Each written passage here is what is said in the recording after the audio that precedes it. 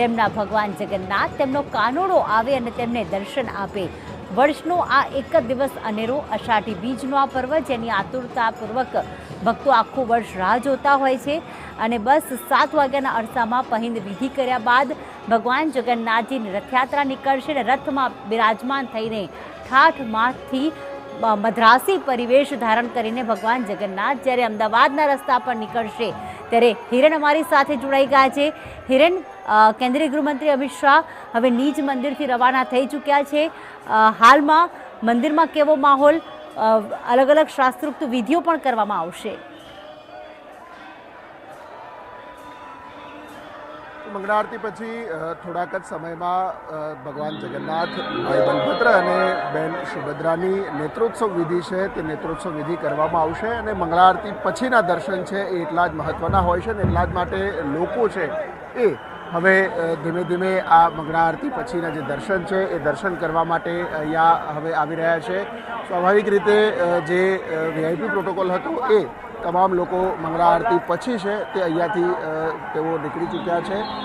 જે મંદિર પરિસર છે તે મંદિર પરિસર હવે ધીમે ધીમે અહીંયા ખાસ જે આદિવાસી નૃત્ય હોય છે, પરંપરાગત ડાન્સ હોય છે એ નૃત્ય અહીંયા કરવામાં આવશે કે જે ભગવાનને સૌથી વધુ અતિ પ્રિય છે એ આદિવાસી નૃત્ય છે એ આ મંદિર પરિસરની અંદર થોડાક સમયમાં કરવામાં આવશે। એટલે સ્વાભાવિક રીતે જે દર વર્ષે જે પ્રકારે જગન્નાથની રથયાત્રાની અંદર જે વ્યવસ્થા હોય છે એ જ વ્યવસ્થા આ વખતે પણ જોવા મળી રહી છે।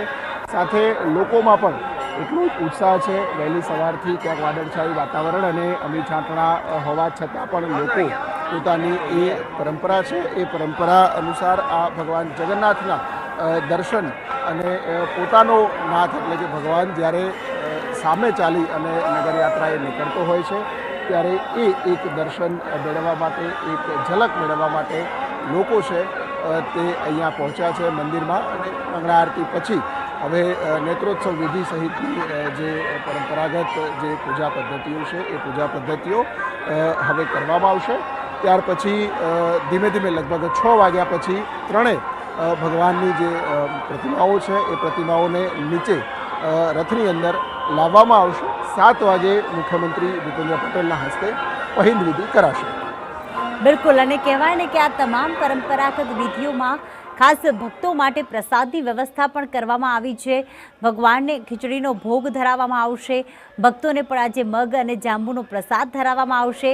આપને 2 અલગ અલગ દ્રશ્યો બતાવી રહ્યા છીએ આપ ઘરે બેઠા, કારણ કે ઘણા ભક્તો જે છે એ નિજ મંદિર નથી જઈ શકતા અને એટલા જ માટે સંદેશ ન્યૂઝના માધ્યમથી આ ત્રણેય પ્રતિમાના દર્શન આપ સતત કરી શકશો। અને બીજી તરફ મંદિર પરિસરના આ સુંદર શણગારના જે દ્રશ્યો આપ જોઈ રહ્યા છો। ભગવાન જગન્નાથજી જ્યારે રથયાત્રા નીકળશે ત્યારે ભક્તો પણ આસ્થા અને ભક્તિ સાથે તેનો આવકાર આપશે। ભગવાન શ્રી કૃષ્ણનું કળિયુગનું આ સ્વરૂપ ભગવાન જગન્નાથજીનું, જે ભલે પોતે અપૂર્ણ હોય પરંતુ સંપૂર્ણ આશીર્વાદ ભક્તોને પ્રદાન કરનારા છે। અને બીજી તરફ આપ જોઈ રહ્યા છો ખીચડીનો આ પ્રસાદ, કહેવાય છે ને કે એકદમ સાદગીપૂર્ણ આ પ્રસાદને તૈયાર કરવામાં આવતું હોય છે। પવિત્રતાનું એટલું જ ધ્યાન રાખવામાં આવતું હોય છે ને કહેવાય છે ને કે ભગવાન જગન્નાથજીના આજના દિવસે શા માટે ખીચડીનો ભોગ ધરાવાય છે? કારણ કે 15 દિવસે મામાના ઘરે તમામ સ્વાદિષ્ટ મિષ્ટાન ખાધા બાદ મગ અને જાંબુ આરોગ્યા બાદ ક્યાંક ભગવાનને જ્યારે આંખો આવી ગઈ હતી, ભગવાન બીમાર પડી ગયા હતા, અસ્વસ્થ હતા અને આપણે જાણીએ છીએ કે જ્યારે મનુષ્ય પણ બીમાર થતો હોય છે ત્યારે એકદમ હલકો ખોરાક ખાતો હોય છે અને એમાં પણ જે ખીચડી જે સાદગીપૂર્ણ કહેવાય છે, એકદમ સાદી કહેવાય છે, જે પચવામાં ખૂબ સરળ હોય છે અને સ્વસ્થ પણ જલ્દી બનાવતી હોય છે। અને એટલા જ માટે આજે જ્યારે નેત્રોત્સવ વિધિ કરવામાં આવી ત્યારબાદ ભગવાનના નેત્ર ખોલવામાં આવશે, પાટા ખોલવામાં આવશે અને ત્યારબાદ ધરાવવામાં આવશે આ ખીચડીનો પ્રસાદ।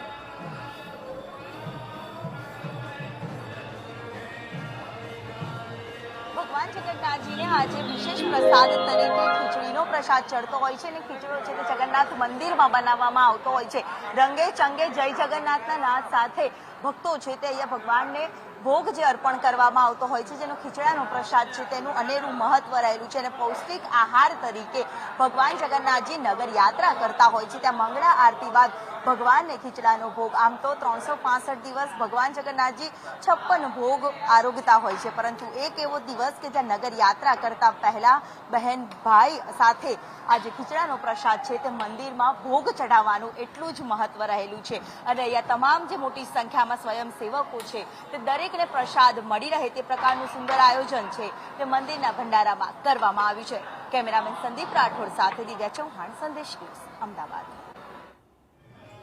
ભગવાનના આશીર્વાદ સમાન ગણવામાં આવે છે પ્રસાદને, અને આ પ્રસાદ હવે તૈયાર થઈ ચૂક્યો છે અને આ ખીચડાનો પ્રસાદ બસ થોડીક જ વારમાં ભગવાનને ધરાવવામાં આવશે અને ભગવાનને આ ભોગ ધરાયા બાદ ભક્તોને પણ તેમના આશીર્વાદ આપવામાં આવશે પ્રસાદના ભાગરૂપે. બાપુ, વધુ એક જવાબદારી હવે દિલીપદાસજી બાપુને સોંપવામાં આવી છે. કેવા પ્રકારની જવાબદારીઓ હશે? સાધુ સંતોમાં કેવી ખુશીની લહેર છે? ખરેખર જગન્નાથ ભગવાન અમદાવાદ કર્ણાવતીનું છે, એ આપણા ગુજરાતનું નહીં પણ સમગ્ર વિશ્વનું એક આસ્થાનું કેન્દ્ર છે. અને પૂજ્ય અમારા મહામંડલેશ્વર દિલીપદાસજી મહારાજજીને આજે મહામંડલેશ્વરમાંથી જગતગુરુની પદવી આપવામાં આવી છે.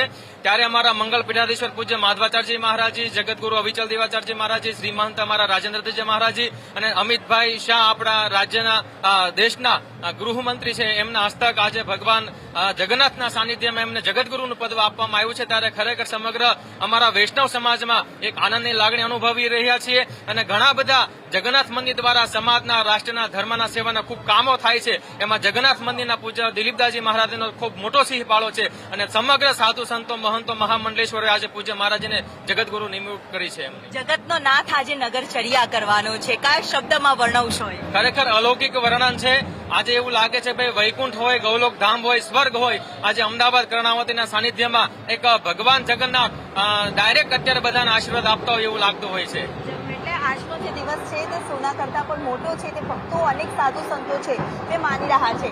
સાથે જ અહીંયા મંદિરના પ્રાંગણનો જે માહોલ છે તે જરૂર બતાવવા માંગીશ કે વાજતે ગાજતે જગતના નાથના આગતા સ્વાગતા કરવામાં આવશે. સાંસ્કૃતિક નૃત્યની ઝાંખી પણ અહીંયા દર્શાવવામાં આવશે અને ભક્તોને આજે અનેરી ખુશી છે. સાથે દિલીપદાસજીને મહામંડલેશ્વર બાદ હવે જગતગુરુ તરીકેની પદવી પણ આપવામાં આવી છે. તેને લઈને પણ ભક્તોમાં અનેરી ખુશી છે જે જોવા મળી રહી છે. અનેક સાધુ સંતો છે જે કાશી, મથુરા, ઉજ્જૈનથી આવ્યા છે, તે લોકોમાં પણ અનેરી ખુશી આજના દિવસને લઈને જોવા મળી રહી છે. તો બીજી તરફ ભગવાન જગન્નાથજીને આદિવાસી નૃત્ય સૌથી પ્રિય છે અને આદિવાસી નૃત્યની ઝાંખી છે તે અહીંયા નજરે પડી રહી છે. આદિવાસી નૃત્યની ઝાંખી સાથે ભગવાન જગન્નાથજીનું સ્વાગત છે તે રથમાં કરવામાં આવશે, આગતા સ્વાગતા કરવામાં આવશે, હર્ષોલ્લાસ કરવામાં આવશે. એક અનેરી ખુશી ભગવાન જગન્નાથજીના આ દર્શન એક નજર હોય છે અને એક આતુરતા થોડી જ વારમાં અંત આવશે. ભક્તોમાં પણ અનેરી ખુશી આજના દિવસને જોવા મળી રહી છે. આ સાથે ભગવાન જગન્નાથજી રથમાં વિરાજમાન થશે, પરંતુ તે પહેલા આદિવાસી નૃત્યની ઝાંખી પરંપરાગત દર્શવા મળતો જ કારણ કે ભગવાન જગન્નાથજીને આદિવાસી નૃત્ય ખૂબ જ પ્રિય હોય છે. અને તે જ લોકવાયકા મુજબ ભગવાન જગન્નાથજીને મંદિરમાંથી રથમાં જ્યારે વિરાજમાન કરવામાં આવે છે ત્યારે વાજતે ગાજતે આદિવાસી નૃત્ય ગરબાની ઝાંખી સાથે ભગવાન જગન્નાથજીને રથમાં વિરાજમાન કરવામાં આવે છે. અને રથ પણ ભગવાન જગન્નાથજીના ત્રણેય રથો મંદિરના પ્રાંગણમાં જય રણછોડ મથુરચોના નામથી અત્યારે મંદિર પ્રાંગણ છે. ભગવાન જગન્નાથજીનું આ મંદિર છે અમદાવાદનું, ત્યાં જે રંગે ચંગે રથયાત્રા નીકળે છે એ પૂર્વે જ હવે બસ આ તૈયારીઓના દ્રશ્યો અને લોકો નાચગાન કરી રહ્યા છે અને જશ્ન મનાવી રહ્યા છે. કેમેરામેન નરેશ પાઠક સાથે ભવિની ડગર, સંદેશ ન્યૂઝ, અમદાવાદ. તો ગીત અને સંગીતના તાલે નૃત્યના સાથે ભગવાનના વધામણા કરવામાં આવશે. હાલમાં મંદિર પરિસરમાં અત્યારથી જ જે આદિવાસી નૃત્ય છે, અલગ પરંપરાગત નૃત્ય છે, તેની શરૂઆત થઈ ચૂકી છે.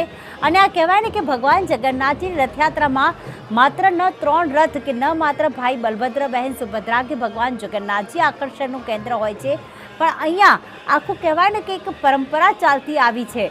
18 જેટલા ગજરાજ ભજન મંડળીઓ હોય છે, ટેબલો હોય છે અને આ તમામ જે કહેવાય ને કે નૃત્ય કરતાં સંગીતની સાથે અખાડાઓ પર પોતાના કરતબ બતાવતા અને ભગવાન જગન્નાથજીની આ રથયાત્રામાં જોડાતા હોય છે. શ્રી ગણેશ